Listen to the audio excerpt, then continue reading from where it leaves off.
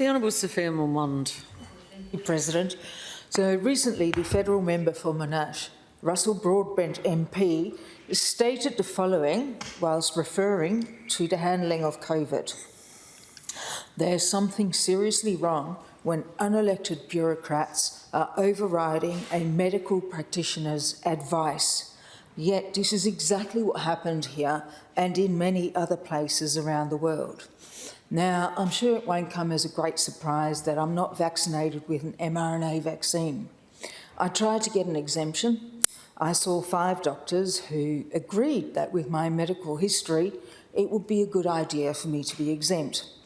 2 wrote a referral for me to see an immunologist.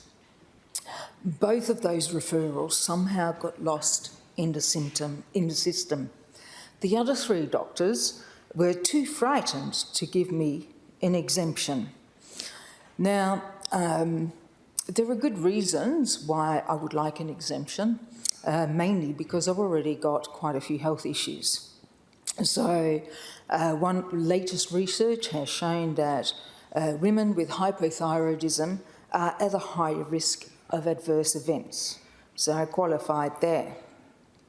Now, I am well aware that I was incredibly fortunate to be able to not get vaccinated. I get that. And I know of many who did not have that luxury. I did end up getting an exemption after catching COVID on purpose. Of course, I survived. I used herbal and nutritional medicine, which I spoke about in this place on several occasions. Now, I'm also well aware that the mRNA-style injection is very different to traditional vaccines. mRNA technology is still very new, and it should have been tested for much longer. If it had, it likely would have not made it to the market. Now, there are quite a few reasons why it wouldn't have made it, mainly the severity and the number of adverse events. It's also ineffective in preventing the spread of COVID.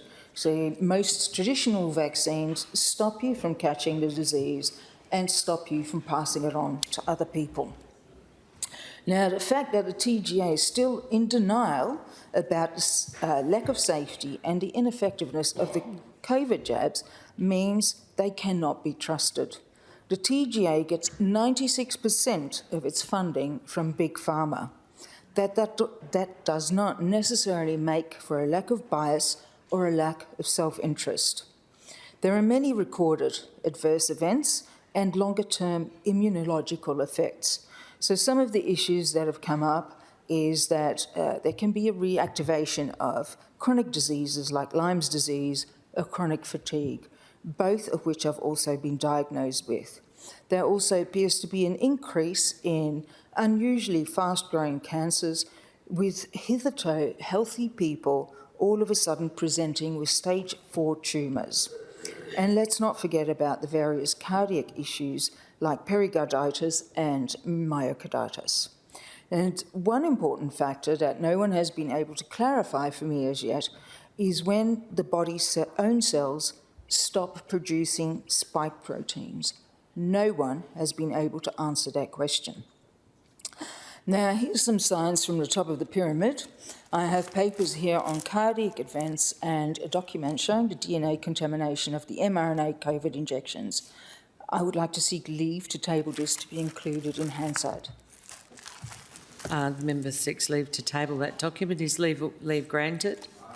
Leave is granted. Thank you, President.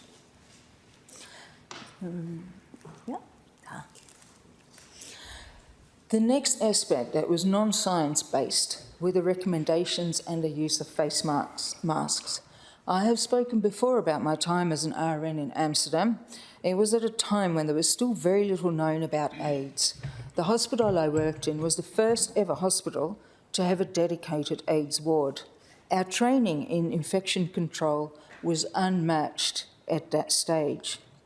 The way face masks were used here, including in this chamber, was a farce. Touch your mask and it is compromised. Take your mask off, it is compromised. Put it back on, it is still compromised. Don't change it into a new one every few hours, compromised.